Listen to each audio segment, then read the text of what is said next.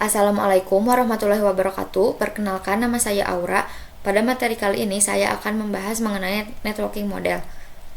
Yang pertama ada konsep, yang kedua TCP/IP model, yang ketiga encapsulation dan decapsulation, dan yang keempat ada oscillator model. Yang pertama yaitu konsep. Jaringan komputer mengacu pada perangkat komputasi yang saling terhubung serta dapat bertukar data dan berbagi sumber daya satu sama lain. Untuk terjalannya proses bertukar data, diperlukan aturan yang mendefinisikan bagaimana kumpulan komputer agar bisa saling komunikasi. Nah, aturan tersebutlah yang disebut dengan networking model. Jadi, bagaimana setiap vendor dapat saling berkomunikasi dengan open standard networking model yang tersedia. Untuk saat ini, open standard networking model yang tersedia dan terkenal ada dua, yaitu TCP/IP model dan OSI model. Selanjutnya, ada konsep Before Open Networking Model exist. Salah satu contohnya yaitu pada tahun 1974 IBM membuat network yaitu Sistem Arsitektur Network atau SNA, dan vendor-vendor lain membuat networking modelnya sendiri. Nah, masalahnya jika di suatu jaringan komputer itu terdiri dari beberapa vendor, maka akan kesulitan untuk menghubungkan antar vendor karena mereka semua memiliki networking modelnya masing-masing. Lanjut, konsep after open networking model exist. Maka dari itu datanglah open networking model, yaitu pembuka agar setiap vendor dapat saling komunikasi dan bertujuan untuk menjabatani antara vendor tersebut. Jadi setiap vendor itu hanya menggunakan satu networking model yang sama, entah itu OSI model ataupun TCP/IP model. TCP/IP model. TCP/IP model merupakan jenis networking model yang saat ini common digunakan. Jadi TCP/IP itu mendefinisikan suatu protokol agar antar komputer bisa saling komunikasi.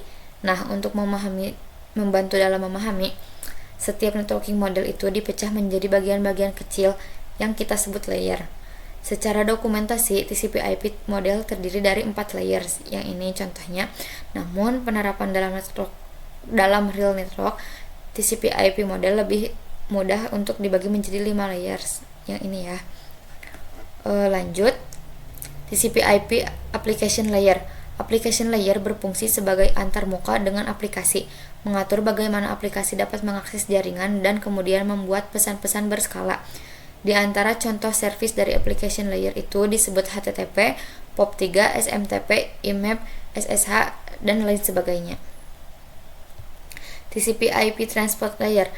Fungsi dari transport layer adalah menyajikan atau memberikan service ke application layer atau yang kita sebut transfer data.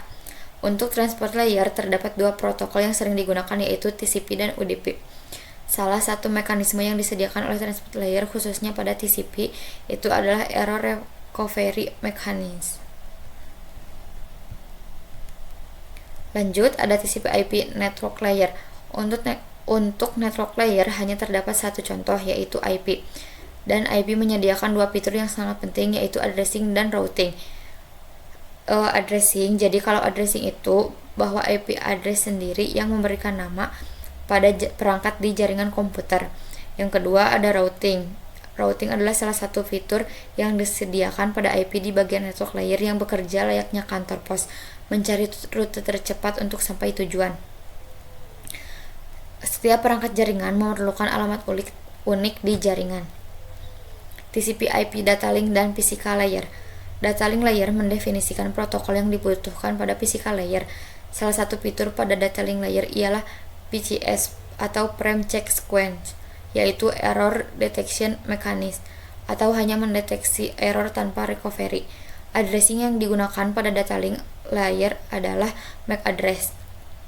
Physical Layer mendefinisikan cabling pada suatu jaringan komputer atau mendefinisikan secara fisik apa yang digunakan untuk menghubungkan antar device.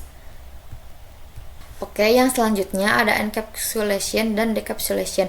Encapsulation itu proses membungkus data dengan header pada data di setiap layernya, dan decapsulation itu adalah sebaliknya. Nah, ini masih bagian dari encapsulation dan decapsulation. Jika teman-teman kurang memahaminya, teman-teman bisa mencarinya di internet karena lebih banyak lagi contohnya. Lanjut saja kita ke OSI model konsep. Untuk saat ini, model yang sering digunakan hanya TCP/IP karena dari sisi perkembangan protokolnya atau modelnya, TCP/IP lebih dominan dibandingkan OSI layer. Namun, OSI layer biasa dipelajari karena mudah difahami. Sebelum networking model ada, setiap vendor membuat atau memiliki networking modelnya masing-masing. Karena setiap vendor memiliki networking model yang berbeda-beda, maka komunikasi antar vendor sulit dilakukan. Jadi, usaha untuk membangun suatu jaringan komputer sangat besar.